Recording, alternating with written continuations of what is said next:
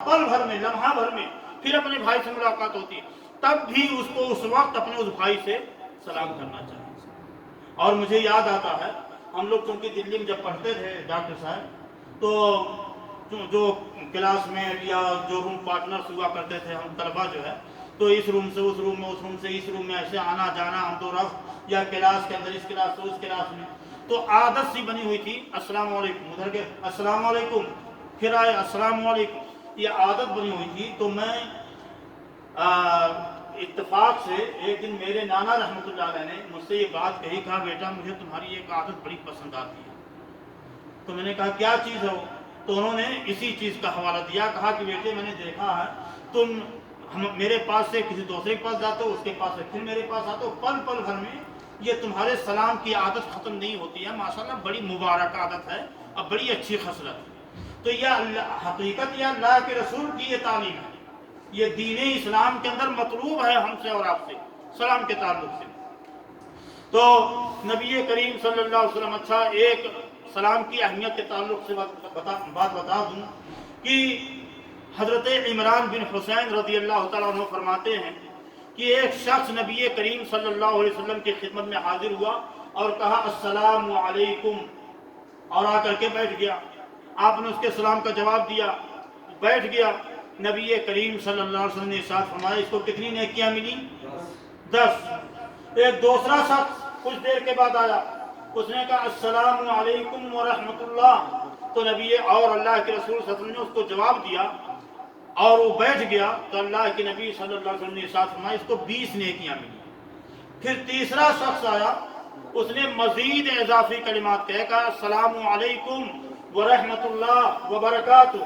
अल्लाह के रसूल सल्लल्लाहु अलैहि वसल्लम ने इरशाद फरमाया जवाब देने के बाद कि इस शख्स को 30 नेकियां मिली।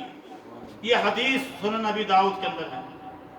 नमाज के पढ़ने वाले शख्स को सलाम कहना, इस हदीस के ताल्लुक से भी मैंने बताया कि सुनन नबी दाऊद में है। अच्छा, इसके अलावा कुछ लोग, मैं सलाम के ताल्लुक से बता दूं, कुछ लोग वो मग़फ़िरतहू का लफ्ज़ इस्तेमाल करते हैं, हालांकि ऐसा कुछ नहीं है। सलाम के सिर्फ 3 जुमले हैं, अस्सलामु अलैकुम व रहमतुल्लाहि व बरकातुहू। अब चलते चलाते एक बात और भी बता दूं, नमाज में जो तस्लीमतें, जो दोनों सलाम फेरा जाता है दाएं बाएं, तो हम लोग क्या पढ़ते हैं? अस्सलामु अलैकुम व रहमतुल्लाह, अस्सलामु अलैकुम व रहमतुल्लाह। लेकिन बाज़ हदीस के अंदर आता है कि पहले सलाम के अंदर अल्लाह के नबी सल्लल्लाहु अलैहि वसल्लम अस्सलामु अलैकुम व रहमतुल्लाहि व बरकातुहू, नहीं पहले सलाम के अंदर नहीं, दूसरे सलाम अस्सलामु अलैकुम व रहमतुल्लाह, अस्सलामु अलैकुम व रहमतुल्लाहि व बरकातुहू। यानी ये बाज़ हदीस के अंदर इसका जिक्र मिलता है। ये एक इजाफी चीज़ मैंने आपके सामने रख दी। तो अगर कोई ऐसा करता तो कोई गलत नहीं है, दुरुस्त है। और इसी तरीके से एक दूसरा हक, जैसा कि मैंने आपके सामने बताया कि अल्लाह के नबी सल्लल्लाहु अलैहि वसल्लम ने फरमाया वइज़ा दआका फअजिबहु, आपका भाई जब आपको दावत दे तो आप उसका जवाब दीजिए, यानी उसकी दावत को कबूल फरमाइए। सलाम के ताल्लुक से एक बात रह गई कि सलाम करना ये तो हक है ही अपनी जगह पर, और सलाम का जवाब देना भी हक है। लेकिन सलाम करना, अगर कोई सलाम ना करे तो वो गुनहगार तो नहीं होगा, नेकियों से महरूम हो जाएगा, लेकिन गुनहगार नहीं होगा कि उस पर गुनाह अल्लाह की तरफ से आएगा, नहीं। लेकिन अगर कोई शख्स सलाम सुन ले और जवाब ना दे तो गुनहगार होगा। तो पता ये चला कि सलाम करना ये सुन्नत मुअक्कदा है, लेकिन सलाम का जवाब देना ये फर्ज है, वाजिब है। जवाब ना देने वाला अल्लाह के यहाँ गुनाह का इर्तिकाब कर रहा है। अच्छा, दावत के ताल्लुक से बात आई, मैंने बताया कि आमतौर से आज मिजाज ये बन गया, हाँ भाई कब पार्टी रख रहे हो? अरे पहले खुद तो रख भाई। दूसरों के यहाँ खाने में बड़ा मजा, बड़ा लुत्फ आता है, अपने यहाँ खिलाने में तकलीफ होती है। अल्लाह के नबी सल्लल्लाहु अलैहि वसल्लम ने क्या इरशाद फरमाया, अफ़्सुस सलाम व अतइमुत ताआम, सलाम को फैलाओ और लोगों को खाना खिलाओ। किनको? जो साहिबे इस्लाम हैं। इसलिए अल्लाह के नबी सल्लल्लाहु अलैहि वसल्लम की एक हदीस है, बड़ी प्यारी हदीस।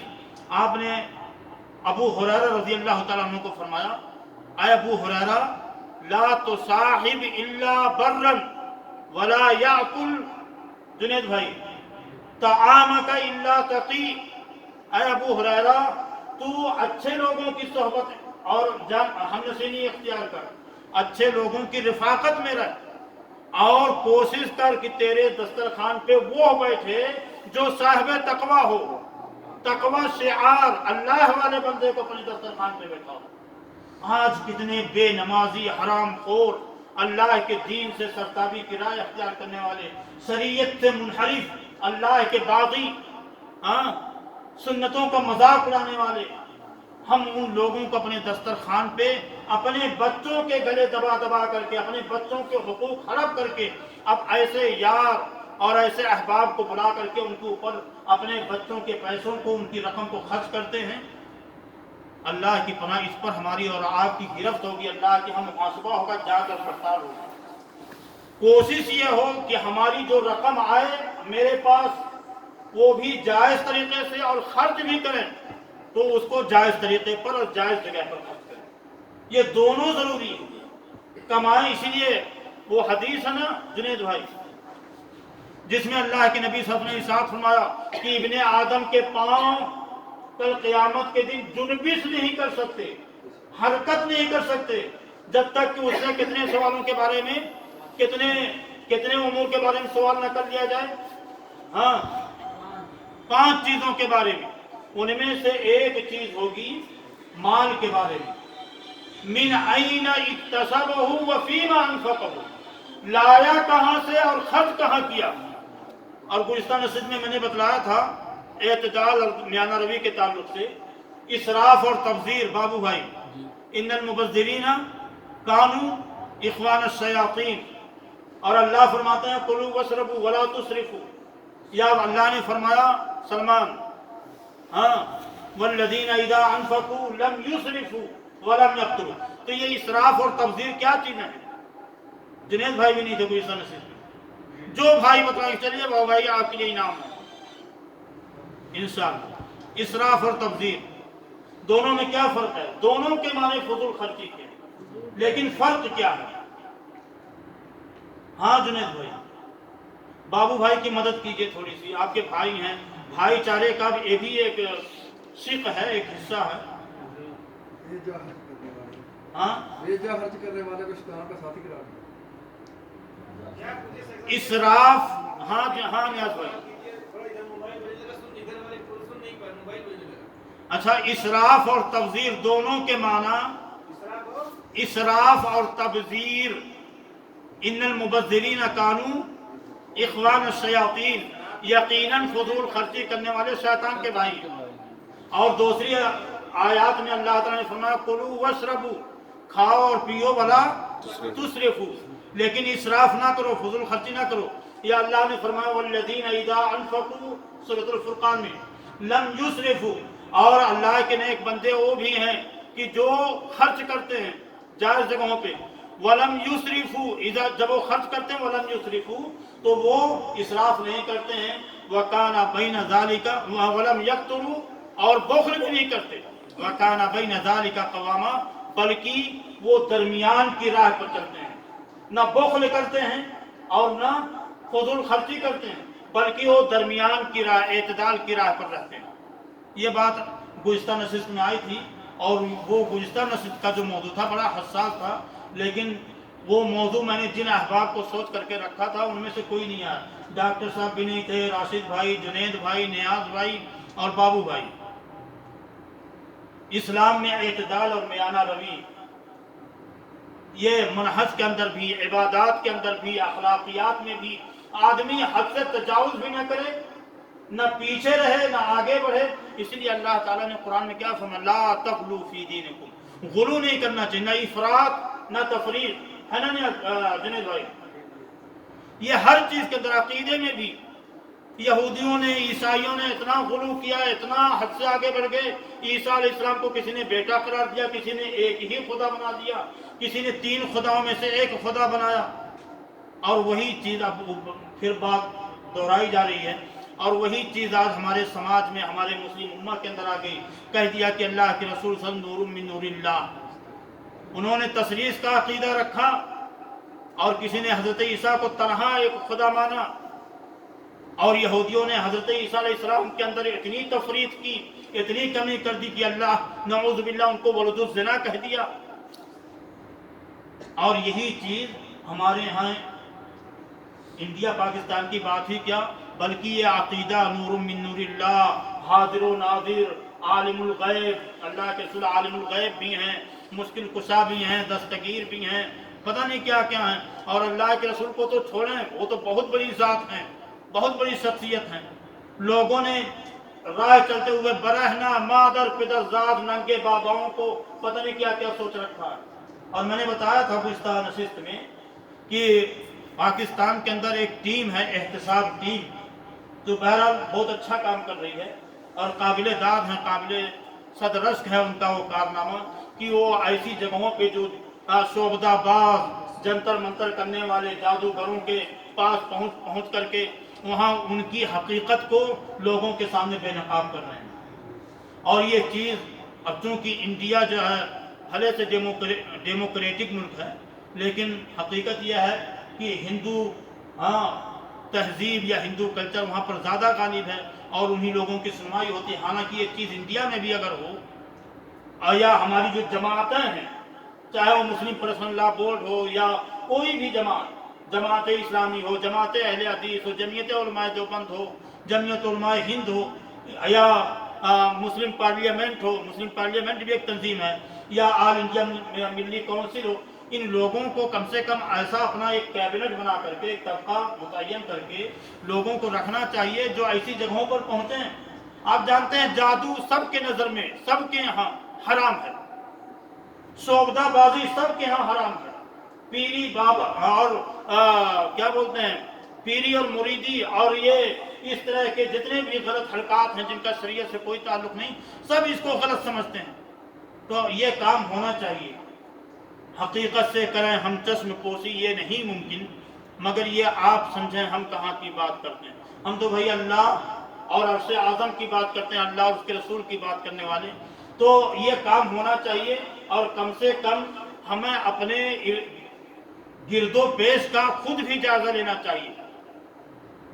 ہر گاؤں کے اندر، ہر علاقے میں، ہر ضلع میں، ہر تحصیل کے اندر کچھ نہ کچھ اس طرح کی حرکات و سکنات ہوتی ہیں اور ہمارا سماج ان کو برداشت کرنا ہے۔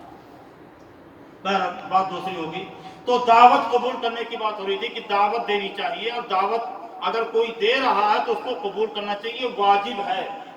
اور خاص طور سے اگر ولیمے کی دعوت ہو، بات حدیثوں میں اس کا ذکر ہے کہ اگر ولیمے کی دعوت ہو تو اس دعوت کو قبول کرنا واجب ہے، الا یہ کہ کوئی مجبوری ہو۔ اسی لیے اللہ کے نبی صلی اللہ علیہ وسلم کی ایک حدیث ہے، ابو ہریرہ رضی اللہ تعالیٰ عنہ بیان فرماتے ہیں کہ اللہ کے نبی نے فرمایا صلی اللہ علیہ وسلم کہ جب تمہارا بھائی تم کو دعوت دے تو اس دعوت کو قبول کرو، اور ہاں سلمان جب خیر خواہی طلب کرے تو ہاں پہلا خیر تو پھر کسی لوگ وہ بات دعوت کے بارے میں بات ہو رہی ہے۔ وَإِن كَانَ صَائِمًا فَلْيُفْطِرْ، اور اگر نفلی روزے سے ہے، وہاں روزے سے مراد نفلی روزہ، اور اگر نفلی روزے سے ہے تو اپنے بھائی کی دعوت کو قبول کرنے کے لیے روزے کو بھی توڑ دے، روزے کو بھی توڑ دے۔ کیوں؟ اس لیے کہ جس نے دعوت دی ہے، آپ کی دعوت کے رد کرنے سے، آپ کی اس غلط حرکت سے اس بھائی کے دل میں کتنا ملال پیدا ہوگا اور کتنی اذیت، کتنا غضب، کتنی روحانی تکلیف اس کو پہنچے گی، اس کو وہی محسوس کر سکتا ہے جو کسی آدمی کے ساتھ اچھی نیت، اچھے قصد و ارادے سے اس کو دعوت دے، بلائے اور اس کو وہ شخص انکار کر دے۔ ہم آپ کو اپنی نظر میں بہت برگزیدہ، بہت چیدہ شخصیت، چنندہ شخصیت، بہت محترم، بہت معزز سمجھتے ہیں، اور بہت زیادہ ادھر ادھر سے کچھ پیسوں کا انتظام کر کے آپ کے لیے دعوت کا انتظام کرتے ہیں، بندوبست کرتے ہیں، عین موقع پر آپ میری دعوت کو رد کر دیتے ہیں، کتنی تکلیف ہوگی۔ تو قبول کرنا ضروری ہے، اور خاص طور سے اگر یہ ولیمے کی دعوت ہو، بات حدیث میں اس کا ذکر آتا ہے۔ اچھا، اگر یہ دعوت خیر کی اساس پر ہو تو، لیکن اس کے اندر برائیاں ہیں، فحش اور منکرات کام ہیں، یا हाँ नशेबाज लोग हैं, या वो शख्स जो दावत दे रहा आपको वो सिर्फ लेबल का मुसलमान है, टाइटल का मुसलमान है, और हकीकत में शरीयत और दीन से उसको कोई सरोकार नहीं। और आप चूंकि बहुत बड़े आलिम, बहुत बड़े मुफ्ती, बड़े फकीह या बहुत मुअज़्ज़ज़ शख्सियत हैं, बड़े साहिबे सलातो सौम हैं, तो वो आपको बुला करके समाज में अपनी इज्जत और अपने वकार को दिखाना चाहता है कि देखो मेरी नज़र में मेरी टच में या मेरी रसाई में अहले इल्म भी मौजूद हैं। तो उसको सबक सिखाने के लिए जुनैद भाई उसकी दावत को रद्द करना वहां पर जरूरी है। कहीं उसका मन और उसकी ख्वाहिशात मजीद वो मद्दोजर का शिकार ना हो जाए और वो और मजीद बगावत पर उतर आए, या आपकी वजह से दूसरे उलमा का इस्तिग़फ़ार करे, तज़हीक करे, तहक़ीर करे, तनक़ीस करे, यानी उसका मन न बढ़ने पाए और वो सलातो सौम को, मस्जिद मदरसे को हक़ारत की नज़र से देखना शुरू कर दे। यानी हर चीज़ का अपना एक लिमिटेशन है, एक दायरे कार है। अगर कोई मुतसर्रे आदमी, साहिब दीन आदमी आपको दावत कर रहा है तो कोशिश कीजिए उसको मलाल ना हो, आप उसकी दावत को कबूल करें। हाँ नियाज़ भाई।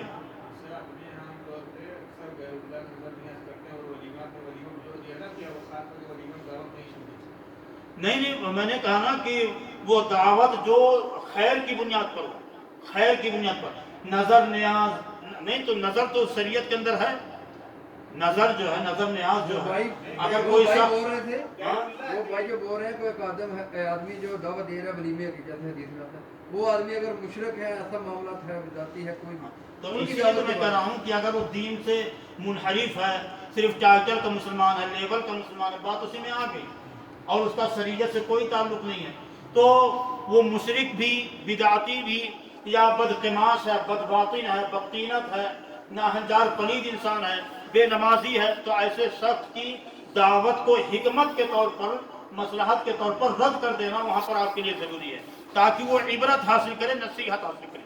मैं अब आपको अपना एक वाक़या बता दूँ मुख्तसर। इसी छुट्टी में और इससे पहले वाली छुट्टी में जब मैं इंडिया गया, मेरे अपने घराने का, और अल्लाह मुझे ये हक बात कहने में कोई दरेग या कोई वो नहीं हो रहा, एक शख्स के यहाँ अकीके की दावत थी और मैं जानता था मेरे अपने घराने का है, और सही बात यह अमनजाद भाई है, 92 में रहता है, शराब का रसिया हो चुका है, शराब का रसिया है, शराब का खोगर और आदी है। कई बार उसको नसीहत करने के बाद हर नसीहत के मौके पर वो तायब होता है, हत्ता कि मैंने उसको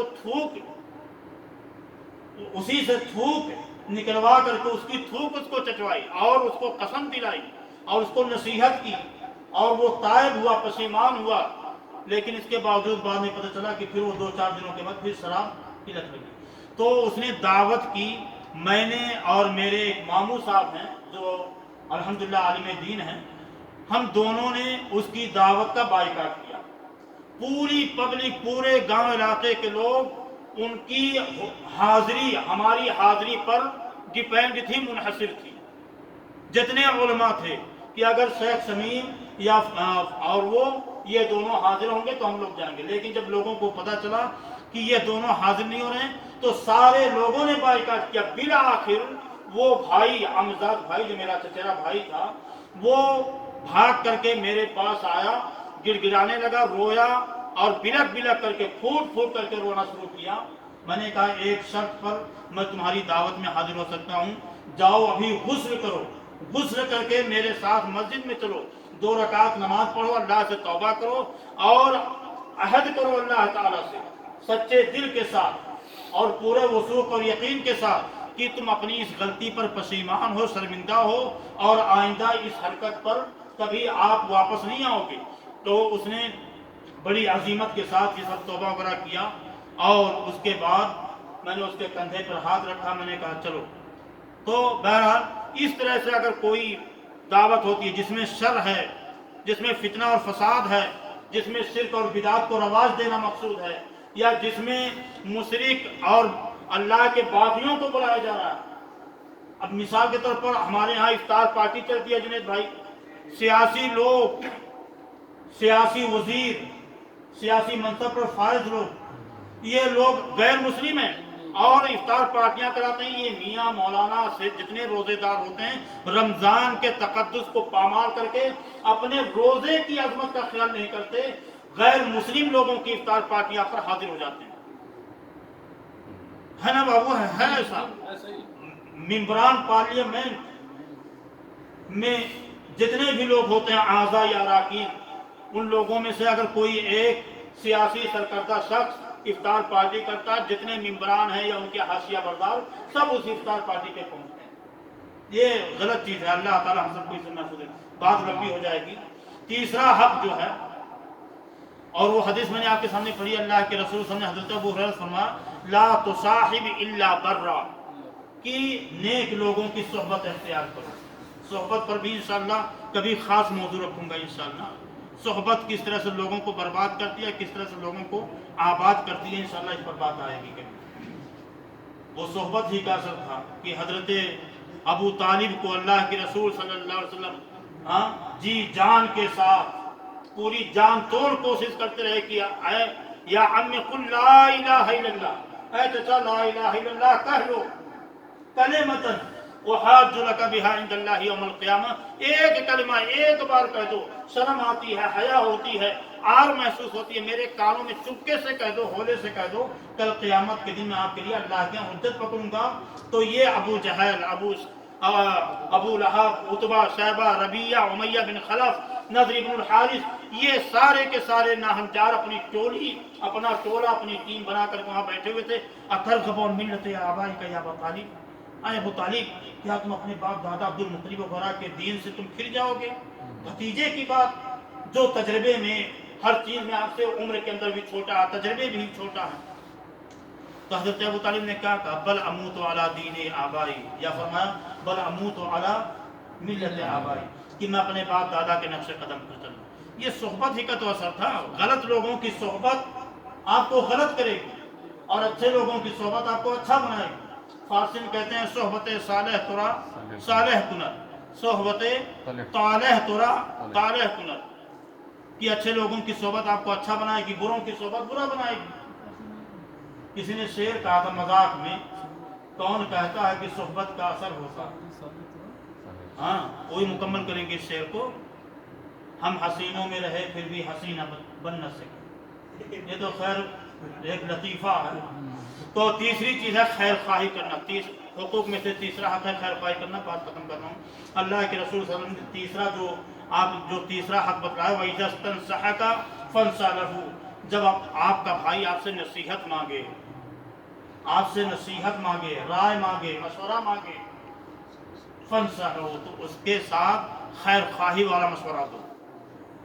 ایک دوسری حدیث میں الدین والنصیحہ، دین نصیحت اور خیر خواہی کا نام ہے۔ قلنا لمن یا رسول اللہ، اللہ کے رسول کس چیز کے لیے؟ تو اللہ کے نبی صلی اللہ علیہ وسلم نے کیا فرمایا؟ للہ ولرسولہ، ہاں ولکتابہ، ولکتابہ بھی ہے،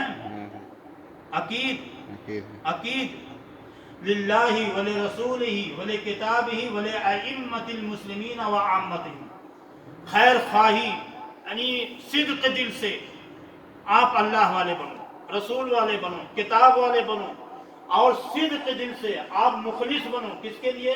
ائمۃ المسلمین، مسلمانوں کے جو برسر اقتدار حکمران ہیں، اگر اچھے ہیں یا برے ہیں، دونوں حالت میں ان کے لیے مخلص بنو۔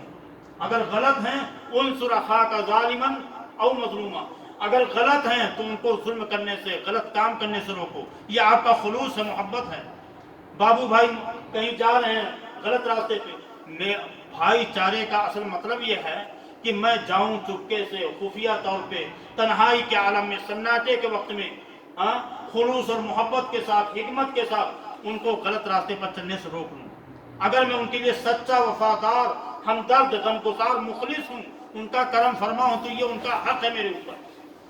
انصر اخاک ظالما او مظلوما ولائمۃ المسلمین وعامتہم، اور تمام مسلمانوں کے لیے، تمام عام مسلمانوں کے لیے کیا ہونا چاہیے؟ خیر خواہ ہونا چاہیے۔ تو اگر آپ کا کوئی بھائی آ کر کے آپ سے کوئی مشورہ طلب کرتا اچھے کام کے لیے تو آپ اس کو صحیح مشورہ دیں، صحیح مشورہ دیں۔ اس لیے کچھ لوگ کہتے ہیں کہ مولانا یہ فلاں چیز غیبت ہو جائے گی۔ دین محمد بھائی آئے کہ نہیں؟ اچھا آپ ہیں، فلاں چیز غیبت ہو جائے گی، فلاں کو ایسا نہیں ہونا چاہیے۔ مثال کے طور پر اللہ کے نبی صلی اللہ علیہ وسلم، بڑی ساری باتیں ہوتی، میں چاہتا ہوں پوری رات لوگ بیٹھے رہے میں بولتا رہوں، لیکن اللہ تعالیٰ اتنا دم بھی دے اور آپ کے پاس اتنا وقت بھی۔ حضرت عائشہ رضی اللہ تعالیٰ عنہ اللہ کے نبی صلی، یہ ساری چیزیں میں بلا اس کے بول رہا ہوں۔ حضرت عائشہ رضی اللہ تعالیٰ عنہ اللہ کے نبی صلی اللہ علیہ وسلم کے پاس بیٹھی ہوئی تھی، تشریف فرما تھی۔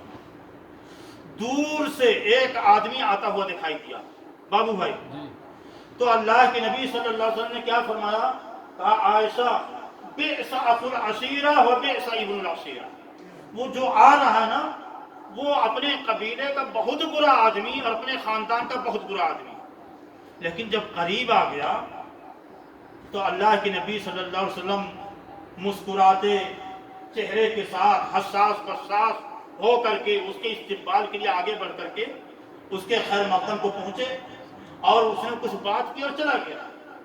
تو ہماری پیاری ماں ام المومنین عائشہ صدیقہ رضی اللہ تعالیٰ عنہ جو فقیہ ہے امت ہیں، اتنی بڑی عالمہ اور اتنی زیرک اور دانا خاتون، وہ کیسے اس چیز کو بھلا سکتی تھی؟ اس کے جانے کے بعد ہی فوراً کمنٹ شروع کر دیا، تعلیق لگائی، کہا واہ، وہ جب دور تھا تو آپ نے کہا وہ اپنے خاندان کا اپنے قبیلے کا برا آدمی، اور جب قریب آیا تو آپ نے اتنی محبت اور اتنے سرور و انبساط کا آپ نے اظہار فرمایا، پرتپاک انداز میں خیر مقدم، حساس بساس چہرے کے ساتھ استقبال۔ اللہ کے رسول بات کیا ہے؟ شوہر نامدار تاجدار، وجہ کیا، سبب کیا؟ تو اللہ کے نبی صلی اللہ علیہ وسلم نے کیا فرمایا؟ کہا یا عائشہ متی وجدتنی فاحشا، اے عائشہ تو نے مجھے کب فحش گو پایا ہے؟ میں نے وہ بات بتائی ہے جو حقیقت میں اس کے اندر موجود ہے۔ کیوں؟ تاکہ میں تجھے اس کے شر سے آگاہ کر کے اس کے شر سے تجھ کو محفوظ رکھ سکوں، کہیں تو اس کی برائی کا شکار نہ ہو جائے۔ تو کہنے کا مطلب یہ ہے کبھی کبھی حالات کا رخ ہمیں اور آپ کو مجبور کر دیتے ہیں کہ کسی بھائی کی غیبت ضروری ہو جاتی ہے۔ سمجھ بات آئی؟ عبد المنان بھائی کسی بھائی کے ساتھ گھوم رہے ہیں اور اس کو میں نے کہیں کسی موقع پر غلط کرتے ہوئے دیکھا، تو اب عبد المنان بھائی کو پکڑ کر کے سمجھانا ضروری ہے، یہ میری ذمہ داری، نہیں تو میں گنہگار ہوں گا۔ وَإِذَا اسْتَنصَحَكَ فَانصَحْ لَهُ، اور جب وہ تجھ سے نصیحت مانگے، صلاح مشورہ مانگے، رائے مانگے تو اچھا مشورہ دے۔ ایک صحابیہ اللہ کے رسول صلی اللہ علیہ وسلم کے پاس آئی، کہ اللہ کے رسول میرے پاس دو لوگوں نے نکاح کا پیغام دیا ہے، ایک ابو سفیان ایک ابو جہل، آپ کا مشورہ کیا ہے؟ تو نبی کریم صلی اللہ علیہ وسلم نے ارشاد فرمایا اما ابو جہم، اللہ اکبر، اما ابو جہم فضراب للنساء ولا يدعو عصاه عن عاتقه۔ دیکھو جہاں تک معاملہ ابو جہم کا ہے تو یہ عورتوں کو بہت مارتا ہے اور اس کی لاٹھی اس کی گردن سے، اس کے مونڈھے سے، شولڈر سے نیچے نہیں اترنے پاتی، یعنی ہمیشہ لاٹھی اٹھائے رہتے ہیں۔ وہاں پہ کچھ شارحین حدیث نے کچھ اور بھی مراد لیا ہے، یہاں پہ سلمان عثمان ہے اس لیے وہ بات نہیں کرنا چاہتا، لیکن یہ سارے میں سمجھ جائیں، سمجھ بات آئی؟ اور وہ اما ابو سفیان، اور رہا معاملہ ابو سفیان کا، فرجل صعلوک لا مال له، تو اس سے بھی شادی مت کر، کیونکہ ابو سفیان یہ بڑا بخیل آدمی ہے۔ رجل صعلوک اس آدمی کو کہتے ہیں جو اکثر صحرا بیابان میں، جنگلات میں زندگی گزارتے ہیں۔ اسی لیے آپ جب پڑھیں گے عربی ادب میں تو کچھ شعراء آپ کو ملیں گے، الشعراء الثعالب، یعنی وہ شعراء جو جنگلوں کے اندر رہتے تھے، جیسے امرؤ القیس، بڑے بڑے جو عرب زمانے جاہلیت کے شعراء تھے، وہ جنگلوں کے اندر گھڑ سواری، بیابان میں، دشت میں، صحرا میں زندگی گزارتے تھے۔ وَكَانُوا يَعِيشُونَ مَعَ الْوُحُوشِ، بلکہ درندے جو جانور ہوتے ہیں چرند پرند تو عام طور سے اس میں مانوس غیر مانوس ہر طرح کے جانور ہوتے ہیں، لیکن درندے جانوروں کے ساتھ وہ لوگ اٹھنا بیٹھنا رکھتے تھے، شیروں کے ساتھ، ہاں گھڑیال کے ساتھ، گھڑیال بولتے ہیں کیا بولتے ہیں؟ نہیں گھڑیال نہیں، کیا بولتے ہیں اس کو؟ مگرمچھ، مگرمچھ کو گھڑیال بولتے ہیں، ہاں گھڑیال کے آنسو بولتے ہیں، فارسی میں اس کو نہنگ کہتے ہیں، فارسی میں نہنگ۔ اسی دریا سے اٹھتی ہے وہ موج تند جولاں بھی نگاہوں کے اسی دریا سے اٹھتی ہے وہ موج تند جولاں بھی، علامہ اقبال کا شعر ہے، نہنگوں کے نشیمن جس سے ہوتے ہیں تہو بالا، نہنگ یعنی گھڑیال یا جو ہے مگرمچھ۔ تو یہ صعلوک کے بارے میں بات کر رہا تھا، اللہ کے نبی صلی اللہ علیہ وسلم نے فرمایا فرجل صعلوک، وہ تو دست و بیابان والا آدمی ہے، لا مال لہو، کے پاس مال نہیں ہے، بخیل آدمی ہے، ان کحی اسامہ بن زید، نہ ابو جہل سے کر نہ ابو سفیان سے کر، اسامہ بن زید سے شادی کر لو۔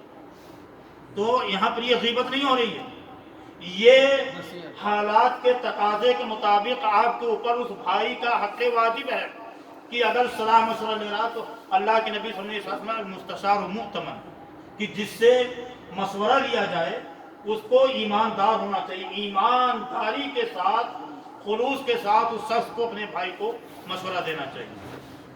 یا ایسے ہی غیبت یہ بھی نہیں ہے، کوئی آیا کہا کہ مجھے زید سے ملنا ہے، اور زید دو طرح کے لوگ ہیں، ایک زید لنگڑا ہے، ایک زید صحیح سالم ہے، تو میں کہتا ہوں کون سا زید؟ لنگڑے والے سے، تو وہاں پہ میں برائی نہیں کر رہا ہوں، وہ اس کا سمپل اس کی شناخت ہے، سمجھ بات ہے، بات لمبی ہو جائے گی۔ تو اور میں نے آپ کے سامنے بیان کیا حضرت ابو ہریرہ کی ایک حدیث اور ہے، رسول اللہ صلی اللہ علیہ وسلم نے ارشاد فرمایا وَيَنْصُحُ لَهُ إِذَا غَابَ أَوْ شَهِدَ، ایک نصیحت یہ بھی ہے، آپ کا بھائی اپنا گھر، اپنا دیار، اپنے بچوں کو چھوڑ کر کے دور کہیں چلا گیا، آپ اس کے پڑوس میں رہتے ہیں، تو نصیحت اور خیر خواہی کا تقاضا یہ ہے کہ آپ اس کے بچوں کی کفالت کریں، دیکھ ریکھ کریں، خبر گیری کریں، کوئی دوسرا شخص آ کر کے ان لوگوں کو گزند نہ پہنچائے، یا ان کے گھر میں کوئی بھی اذیت، کوئی بھی ضرر نہ پہنچنے پائے، اتفاق سے کہیں ایسا نہ اس کے گھر کے اندر آگ لگ جائے، اس کے گھر میں کوئی جانور داخل ہو جائے، یا اس کے گھر کے اندر کوئی بیمار ہو گیا اور تیمارداری کرنے والا یا اس کی عادت کرنے والا یا اس کی بیمار یا کیا بولتے ہیں اس کا علاج کرانے والا کوئی نہیں ہے، اور آپ ہو لیکن اس کے باوجود آپ اس پر توجہ نہیں دے رہے ہو، تو اسی لیے اللہ کے نبی صلی اللہ علیہ وسلم نے ارشاد فرمایا وَيَنْصُحُ لَهُ إِذَا غَابَ أَوْ شَهِدَ، آپ کا اپنا بھائی آپ کے روم میں رہتا ہے، آپ کے پڑوس میں رہتا ہے، آپ کے مکتب میں، آپ کی آفس میں رہتا ہے، کمپنی میں ہے، اگر وہ آپ کے ساتھ حاضر ہے تب بھی مخلص رہو، تب بھی اس کے لیے مخلص بنو، اور اگر وہ آپ سے دور ہو جائے تب بھی مخلص ہونا چاہیے، یہ نہیں کہ سامنے آئے تو خوب چاپلوسی، خوب مجاملت، اور جب غائب ہو جائے تو پھر ہاں اپنا اصل رنگ دکھانا شروع کر دو، نہیں۔ چوتھا حق کیا ہے، بات لمبی ہو جا رہی ہے، چھینک کا جواب دینا، میں مختصر بتا رہا ہوں، چھینک اللہ تعالیٰ کو یہ پسند ہے، اور جماہی منہ کھول کر کے، جس کو تصاؤب عربی میں بولتے ہیں، اسی لیے نبی کریم صلی اللہ علیہ وسلم کی حدیث ہے اذا تصاعب احدکم فی صلاته فلیقضم ما استطاع، کہ جب تم لوگوں میں سے کوئی نماز کے اندر جماہی لے تو کوشش کرے کہ اس کو گھونٹ جائے، اس جماہی کو پی جائے، گھونٹ لے، یعنی باہر نہ نکلنے دے، لیکن اگر نکل ہی رہا تو کم سے کم اپنے منہ پر ہاتھ رکھ لے، کیونکہ جب وہ منہ کھولتا تو شیطان اس کے ذریعے سے اس کے جسم کے اندر داخل ہوتا ہے۔ لیکن چھینک کے تعلق میں بات آ رہی ہے، اللہ کے نبی صلی اللہ علیہ وسلم نے ساتھ فرمایا وَإِذَا عَطَسَ فَحَمِدَ اللَّهَ فَسَمِّتْهُ، کہ جب آپ کا بھائی چھینکے، جو اس کو چھینک آئے اور وہ الحمدللہ بولے تو اس الحمدللہ کے جواب میں آپ اس کو کیا بولو، یرحمک اللہ، اور وہ پھر کیا بولے گا آپ کو، یہدیکم اللہ ویصلح بالکم۔ اس میں بہت کئی سال پہلے ایک سعودی عالم سے میرا ڈسکس ہو گیا تھا، نقاش، ویصلح بالکم، وہ کہہ رہا تھا کہ نہیں یہ اللہ کے نبی صلی اللہ علیہ وسلم نے یہودیوں کا ایک واقعہ ایک پیش آیا اللہ کے رسول کے ساتھ، تو آپ نے اس کو جو ہے بڑھا کر کے بیان کیا وَيُصْلِحُ بَالَكُمْ، لیکن حقیقت یہ ہے کہ جب میں نے تھوڑی سی تحقیق کی تو یہ آپ اپنے اس بھائی کو بول سکتے ہیں کہ الحمدللہ، جب وہ بولے تو آپ کیا کہیں گے، यरहमुकल्लाह, तो कहेगा यहदीकल्लाहु युस्लिहु बालक या यहदीकुमुल्लाहु व युस्लिहु बालकुम।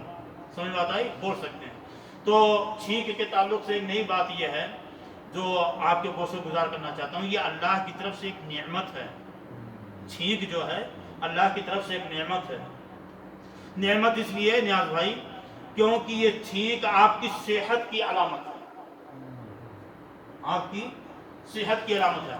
और तिब्बी साइंस यानी मेडिकल साइंस कहती है कि छींक जब आदमी को आती है तो अल्लाह की हिकमत देखिए, कुछ पल के लिए, कुछ लम्हा भर के लिए आदमी की सांस उसके जिस्म को छोड़ देती है, यानी वो एक तरह की मौत है, छोटी सी मौत। इसीलिए अल्लाह के नबी सल्लल्लाहु अलैहि वसल्लम ने सिखाया क्या, ये साइंस बतला रही है, मेडिकल साइंस, लेकिन अल्लाह के नबी सल्लल्लाहु अलैहि वसल्लम क्या सिखाया, जब छींक आए तो क्या कहो, अल्हम्दुलिल्लाह। क्यों? क्योंकि अल्लाह ने आपकी सांस को आपके जिस्म के अंदर फिर वापस फेर दिया है। और आपका भाई जब अल्हम्दुलिल्लाह कहे तो आप उस मौके पर कहो यरहमुकल्लाह, यानी आप जिस मुसीबत में थे उस मुसीबत से अल्लाह ताला आपको अपनी रहमत में रखे, और आप उसके जवाब में कहेंगे यहदीकुमुल्लाहु व युस्लिहु बालकुम। कितनी प्यारी तालीमात हैं। इसी तरीके से अच्छा, ये जो युस्लिहु बालकुम की बात है, सलमान बहुत दुर्दीदा निगाह से अब बहुत गुस्से में देख रहा कि शायद आपको कहीं अपनी तरफ से नहीं कहना, ये सही बुखारी की हदीस है जी, सही बुखारी की हदीस है और किताबुल अदब में है, बाबू इदा आतिशा कई युसम्मा, और सुनन अबी दाऊद में है, सुनन तिरमिजी में है, और एक दूसरी रिवायत में है कि अल्लाह के रसूल सल्लल्लाहु अलैहि वसल्लम ने इरशाद फरमाया कि अल्लाह ताला छींक को पसंद करता है और जमाई को नापसंद करता है।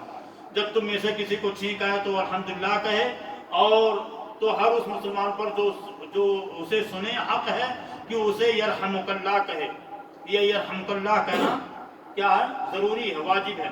और जमाई शैतान की तरफ से, अल्लाह के रसूल की हदीस का तर्जुमा कर रहा हूँ क्योंकि टाइम ज्यादा हो गया। जमाई जो होती है शैतान की तरफ से होती है। जब तुम में से किसी को जमाई आए तो जिस कदर हो सके उसे रोके, क्योंकि जब वो हा कहता हा तो शैतान उससे हंसता है। ये हदीस के का मफहूम है। और दूसरी हदीस जो मैंने बताई कि अल्लाह के नबी सल्लल्लाहु अलैहि वसल्लम फलियक़दिम मस्तताअ, कि उसे चाहिए कि वो फूट जाए, क्योंकि जब मुंह खोलता तो शैतान अंदर दाखिल होने की कोशिश करता। पांचवा हक बीमार कुर्सी करना, और ये कोरोना ने सब सिखा दिया बाबू भाई, कौन कितना मुखलिस है। कितने लोगों ने, बाप ने बेटों को, औलाद को, और औलाद ने अपने बाप को इस बीमारी की हालत में सारा खुलूस, सारी मोहब्बत सब दुनिया के सामने आया हो गई। कितने लोगों ने ऐन बीमारी के वक्त में, बाप बीमार है, औलाद करीब नहीं जा रही है कि कहीं वो कोरोना की कोरोना मस ना कर जाए, टच ना कर जाए। अल्लाह अकबर। कितने अजीज, कितने प्यारे, कितने कराबतदार, कितने अपने, कितने बेगाने इस दुनिया से रुखसत हो गए। दूसरों का प्रेम, उनकी मोहब्बत, उनकी यगानगत की उम्मीद करते हुए कि वो कब मेरी तीमारदारी करेगा, बीमार कुर्सी करेगा, कब इयादत को आएगा, कब मेरा दवा इलाज कराएगा। हाँ है ना दिन मोहम्मद भाई? इस दो तीन सालों के अंदर ये जो कोरोना की वबा आई, इसमें अच्छे अच्छे लोगों के खुलूस और मोहब्बत का इम्तिहान हो गया। अल्लाह माफ फरमाए। अल्लाह के नबी सल्लल्लाहु अलैहि वसल्लम फरमाते हैं इदा मरिदा फउदहु, और आपका भाई जब बीमार हो तो आप उसकी इयादत करो। समझ बात आई?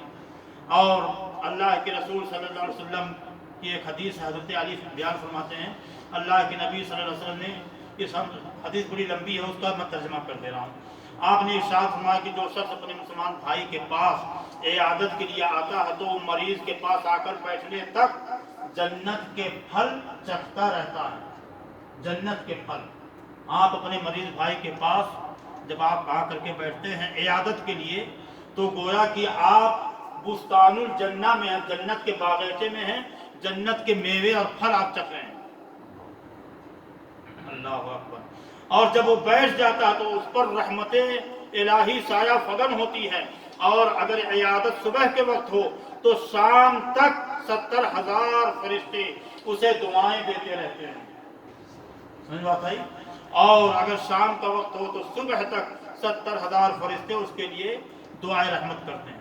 कितनी बड़ी फजीलत है। और ये हम लोगों के अंदर बहुत कम है ये चीज़। मेरा एक दोस्त है गुलिस्तान नशस्त में जो आया था, मरज़ूक अब्दुल्ला सलात, वो मरज़ूक बिन मोहम्मद नाम है ना जी, अब्दुल्ला मोहम्मद मरज़ूक मोहम्मद अस्सलात, ये बहुत फोर्स करता है मेरे ऊपर। कहता है कि टाइम निकालो, हफ्ते के अंदर, 15 दिन के अंदर, 1 महीने के अंदर हम लोग चलेंगे हॉस्पिटल के अंदर, मरीज लोगों की इयादत करेंगे। जो हमारी, जबकि ना हमारी जान ना पहचान ना कुछ, लेकिन कहता कि अज्र की उम्मीद से चलेंगे। तो ये चीज़ हमारे अंदर पैदा होनी चाहिए, खैर का ये शिप आना चाहिए। तो अल्लाह के नबी सल्लल्लाहु अलैहि वसल्लम की इस हदीस की रोशनी में कितनी बड़ी फजीलत है। एक हदीस, और ये हदीस हज़रत अली ने बयान फरमाई। और डॉक्टर साहब मैं बात खत्म कर रहा हूँ इंशाअल्लाह। दूसरी हदीस में जो अबू हुरैरा रज़ी अल्लाह तआला अन्हु की है, उसमें अल्लाह के रसूल सल्लल्लाहु अलैहि वसल्लम फरमाते हैं कि अल्लाह ताला, मैं हदीस का मतन अरबी में नहीं पढ़ूंगा, कि अल्लाह के रसूल ने फरमाया कि अल्लाह ताला बेशक क़यामत के दिन फरमाएगा, ए आदम के बेटे, सलमान को मैंने मुकल्लफ किया था कि इस हदीस को पढ़ करके सुनाओ। ए आदम के बेटे, मैं बीमार हुआ, तुमने मेरी इयादत नहीं की। कुन तो मरीदन फलम तउदनी, मैं बीमार था, अल्लाह तू बीमार, ओ अल्लाह मैं बीमार हुआ, तूने मेरी इयादत नहीं की। तो कहेगा, ऐ रब्बुल आलमीन, मैं आपकी इयादत कैसे करता, जबकि आप तो रब्बुल आलमीन हैं। अल्लाह ताला फरमाएगा, क्या तुम्हें मालूम नहीं था कि मेरा फला बंदा मरीद है, फिर तुमने उसकी इयादत नहीं की? क्या तुम्हें इल्म नहीं था? अगर तू उसकी इयादत करता तो मुझे भी वहीं पाता। क्या मतलब कि अल्लाह हर जगह हाजिर नाजिर नहीं, अल्लाह अर्श पर है, लेकिन अल्लाह की अजमत, उसकी कुदरत, उसकी रहमत, अल्लाह ताला की तरफ से अजर व सवाब वहां पर उसके लिए मौजूद होता है। समझ बात आई? नहीं तो बजाते खुद अल्लाह ताला कहाँ है? अर्श पर। तो ये बड़ी लंबी हदीस है, उसमें हदीस के कुछ अल्फाज और भी हैं। और मैं प्यासा था, तूने मुझे पानी नहीं पिलाया। तो बंदा कहेगा, अल्लाह ये क्या बात, आप तो रब्बुल आलमीन है, मैं आपको पानी पिलाऊं? तो अल्लाह फरमाएंगे कि मेरा फला बंदा प्यासा था, उसको पानी की जरूरत थी, आपने उसको पानी नहीं पिलाया। वहां जाते तो मुझे तुम वहां पाते, यानी मेरी रहमत वहां तुम्हें नजर आती। अल्लाह फरमाएंगे कि मैं भूखा था, तूने मुझे खाना नहीं खिलाया। तो बंदा कहेगा, अल्लाह ये क्या बात, आप रब्बुल आलमीन, आप भूखे? तो अल्लाह फरमाएंगे, मेरा फला बंदा भूखा था, तुम अगर वहां जाते, उसको खाना खिलाते, तो तुम मुझे वहां पर पाते। समझे यूनुस भाई? ये सही मुस्लिम के अंदर ये हदीस है, किताबुल बिर्र वस्सला में। छठा हक, ये भी बहुत अहम चीज है, इत्तिबाउल जनाइज। अल्लाह के रसूल सल्लल्लाहु अलैहि वसल्लम, जब आपका भाई इंतकाल कर जाए, इंतकाल हो जाने के बाद आपका वो भाई बेबस हो गया, उसकी जान उसके जिस्म से अलग हो गई, रूह परवाज कर गई, अब वो आपकी खिदमत का मुहताज है, उसकी लाश आपकी खिदमत की मुहताज है। लेकिन इसमें भी कोरोना ने बहुत कुछ सिखा दिया, दिखा दिया। कितने लोगों ने बांस के डंडे लेकर के, या अल्लाह जाने, तो आप लोग देखे होंगे, सुने होंगे, क्या क्या सलूक किया लोगों ने। इस दुनिया से रुखसत हो जाने वाले जो कोरोना में चले गए, उनके साथ क्या क्या हुआ, वो तो आप लोगों पर ढकी छुपी चीज नहीं है। तो अल्लाह के नबी सल्लल्लाहु अलैहि वसल्लम, जब वो मर जाए, जब वो वफात पा जाए, तो उसके जनाजे में शिरकत कर, अल्लाह अकबर, उसके जनाजे का बंदोबस्त कर, तजहीज़ और तकफीन और तदफीन की कुछ चारागरी फरमा, कुछ बंदोबस्त कर, इंतजाम और इंतजाम कर। हजरत अबू हुरैरा रज़ी अल्लाह तआला अन्हु इरशाद फरमाते हैं कि रसूलुल्लाह सल्लल्लाहु अलैहि वसल्लम ने इरशाद फरमाया, मन शहिदल जनाज़ता हत्ता युसल्ली, कि जो शख्स जनाजे में शरीक हो, यहाँ तक कि नमाज हो जाए, फलहू क़ीरातुन, तो उसके लिए एक क़ीरात अजर व सवाब है। क़ीरात में बताऊंगा, वो क़ीरात नहीं है सलमान, जो आजकल सिक्के में चलता है, कॉइन्स में, ये क़ीरात बताऊंगा भी। फलहू क़ीरात, तो उसके लिए एक क़ीरात के बराबर अजर व सवाब है। वमन शहीद हत्ता तुदफन, और अगर कोई शख्स जनाजे में शरीक हुआ, यहाँ तक कि जनाजे को दफन कर दिया गया, फलहू क़ीरातान, तो उसके लिए 2 क़ीरात का अजर व सवाब है। क़ील वमल क़ीरातान, सहाबा किराम ने पूछा, अल्लाह के रसूल, ये क़ीरातान क्या हैं दोनों? قیرات کیا چیز ہے؟ آپ نے فرمایا مثل الجبلین العظیمین، دو بڑے پہاڑوں کے برابر اس بندے کو اجر و ثواب ملے گا، دو بڑے پہاڑوں کے برابر، یعنی ایک قیرات ایک بڑے پہاڑ کے برابر اور دو قیرات دو بڑے پہاڑوں کے برابر، یہ ثواب یہ اجر اللہ تعالیٰ کی طرف سے اس بندے کو ملے گا۔ یہ صحیح بخاری کی حدیث ہے۔ مطلب یہ ہے کہ یہ دنیا کا مروجہ قیرات نہیں ہے جو کوائنس میں ہے، جو درہم کا 12واں حصہ ہوتا ہے، بلکہ اس سے اجر و ثواب کی وہ عظیم مقدار مراد لی گئی ہے جس کا صحیح معنوں میں ہم اندازہ بھی نہیں کر سکتے۔ وہ تو ایک تصور بتایا گیا کہ دو بڑے پہاڑوں کا تصور کر دو۔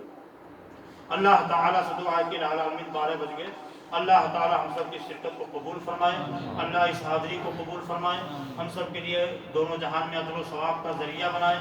اللہ تعالیٰ ہم سے جو لوگ رخصت ہو گئے، ہمارے مرحوم کے لفظ پر آپ نے اعتراض کیا تھا، حالانکہ مرحوم باذن اللہ اور اللہ کی مشیت سے جو لوگ مرحوم ہیں، اللہ تعالیٰ ان وفات شدہ لوگوں کی قبروں کو اپنے انوار و تجلیات سے معمور فرمائے، اللہ ان کی قبروں کو کشادہ فرمائے، اللہ تو ان کی قبروں کو اپنے جنت کی کیاریوں میں سے کیاریاں بنا دے۔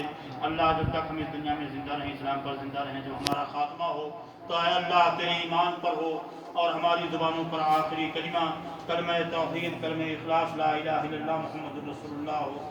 آمین ثم آمین۔ وما توفیقی الا باللہ وعلیہ توکلت والیہ انیب وما علینا الا البلاغ۔ تو سوال جواب کسی بھائی کو کرنا ہے کچھ، جامعہ بالکل 12 بجے